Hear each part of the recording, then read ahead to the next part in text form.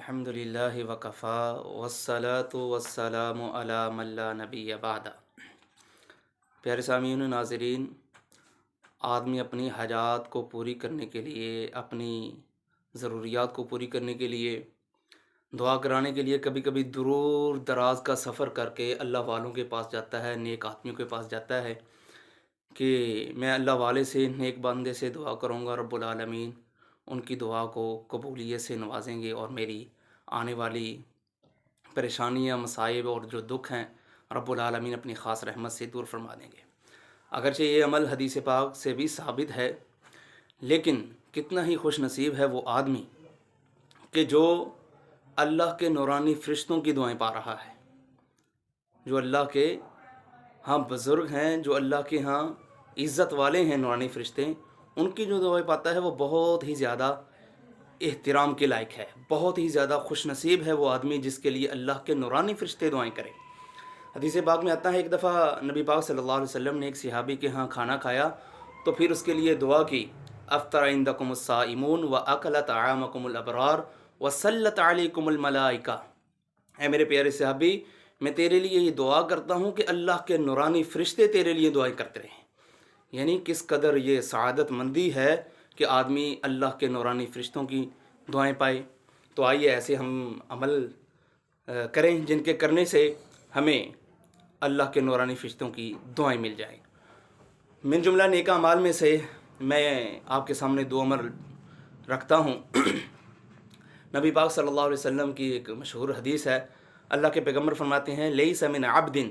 یبیت طاہرا الا بات معه فی شعاره ملک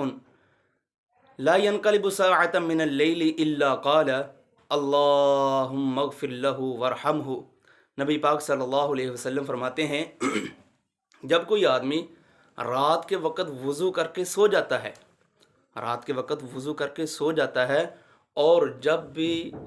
وہ اس حالت میں سوتا ہے، وضو کی حالت میں سوتا ہے، تو رب العالمین اس کے لیے ایک فرشتہ نگران مقرر کر دیتے ہیں، اس کے قریب آ جاتا ہے، لا ينقلب ساعة من اللیل الا قال اللہم اغفر لعبدک فانہ بات طاہرا۔ وہ فرشتہ جب بھی یہ کروٹ بدلتا ہے، جب بھی یہ پانسا پلٹتا ہے، تو اللہ کا نورانی فرشتہ اس کے لیے دعا کرتا ہے، اللہ تیرے اس بندے نے پاکی کی حالت میں رات گزاری ہے، وضو کی حالت میں یہ رات گزارا ہے، اللہ اپنے اس بندے کو معاف فرما دے۔